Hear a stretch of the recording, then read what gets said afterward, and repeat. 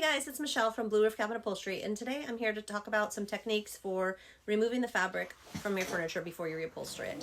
I've got my favorite tools and a few different tricks up my sleeve, so hopefully it'll help you out if you've never done it before and you just want a faster, easier way and safe way to get the fabric off of those chairs. I have a couple different tools. They're both Osborne tools, which are considered kind of like the best, I suppose, in as far as upholstery tools go.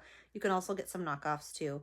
But this one is the staple puller, and you can see it has a pointy ends that, and this is how you use it. So here's a staple.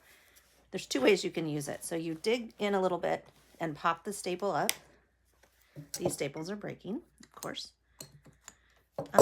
So that's one way to use it. And see what happens when you do that. Sometimes you end up slipping, and so you don't want to have your arm anywhere near the direction that you're pushing. So sometimes it works better than others. On this frame, it's pretty hardwood. It's not working too great. So another way that you can do it is to just put your little tip under the staple and just tap, tap, tappy, and then pull it up. I like to do that because it's a lot less twisting. This movement, you're twisting a lot. And when you do the tap, tap, tappy method, you're just prying it up. So either way, whatever works best for you. And then there's one called the berry. And if you can see, that's got a couple different grooves in it. When I first got it, I thought, oh, you're supposed to get the staple like perfectly there and pull up. And no, that's not how you use it. How you use it is you dig in again and you grab the staple and then you twist. So if you can see, here's a staple. I'm keeping my arm out of the way. I'm digging in and I'm twisting. Again, this would, sometimes it's easier than others. You can also use, this one doesn't do the tap, tap, tappy as well. I mean, I guess it does. You could do that as well. So totally up to you, and a preference thing. I know some people swear by this one. They love it. I like this one. It's the one that I reach for all the time. And you just replace it periodically because the tips get bent and then it can be less safe because it's not as sharp. So, so you're not digging in as well. And so then you might slip. So that's how you do it. One of the first things that you can try before you start pulling each staple individually is these are side cutters, and they're relatively dull at this point, and that's good because you don't want them to cut everything, you want them to pull.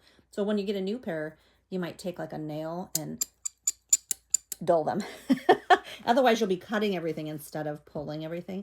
But what you can do is try to grab on and just see if you can twist the staples out. It really depends on the fabric. If it rips, if it's strong, sometimes it'll pull the staples out. It depends on the type of wood.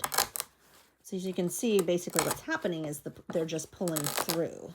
But I can see them better. I can go back and pull and just remove, you know, what I can grab. Sometimes by pulling that off, it gives just a little bit of space.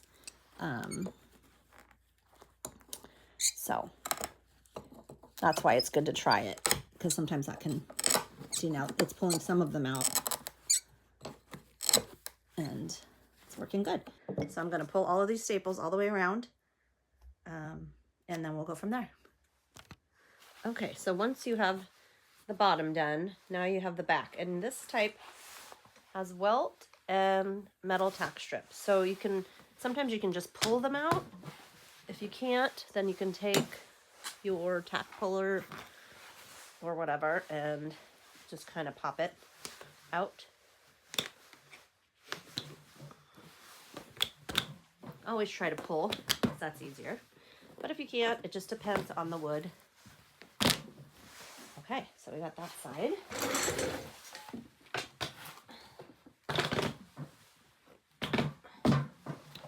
Okay, so metal tack strip. It's very pokey. It looks like this. Up. Now the first thing that I'll do is I'll try to get a hold of it and pull, because sometimes that'll work. You can just Put your hand on it and, oop, that's working. But if that doesn't work, sometimes you just take your pliers and do this.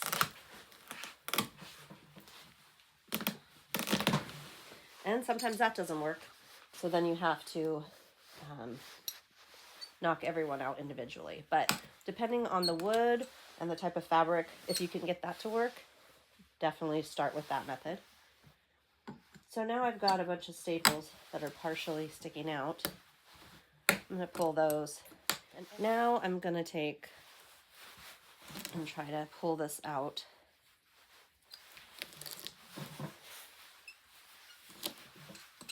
And again, I'm going to pull.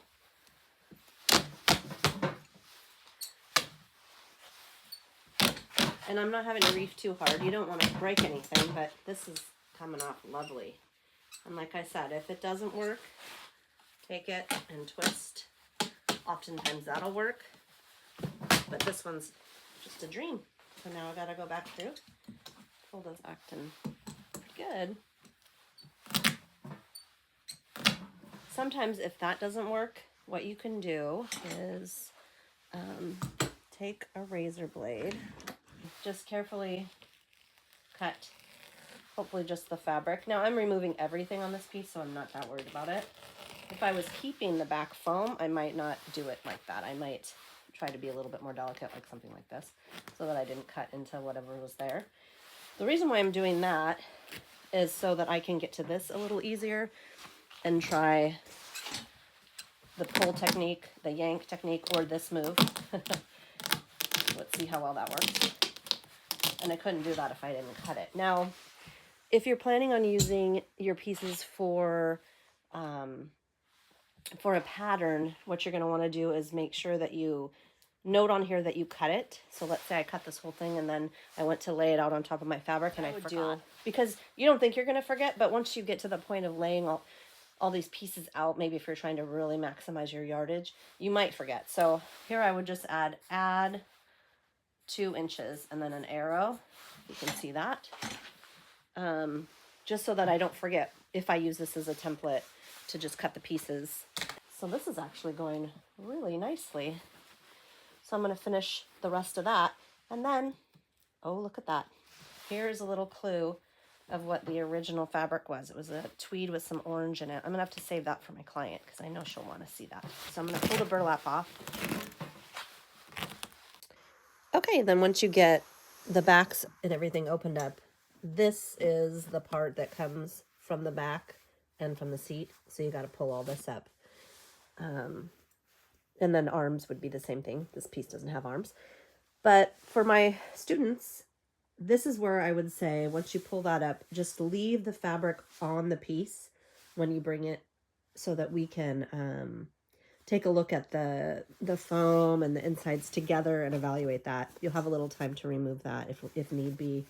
But this is a great way to just bring it in just like this with the pieces hanging on it. So hope that helps. And yeah, it's just a lot of work, a lot of dirty work.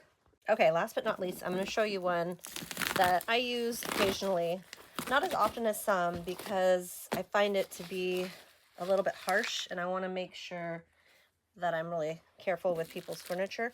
But it works great on things like dining seats or the bottoms of chairs and things, where you're not going to harm any show wood or anything like that. And what it is it's the Dremel Multimax carbide bit.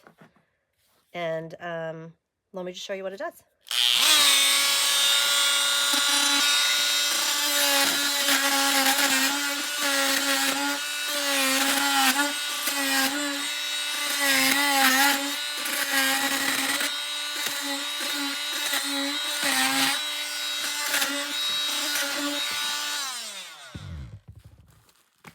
So you can see it cuts off the staples. And you can see just they're totally cut off. I can't feel them except for the ones that I'm going to have to pull with side cutters. But this, like I said, use it in appropriate places, but it works great.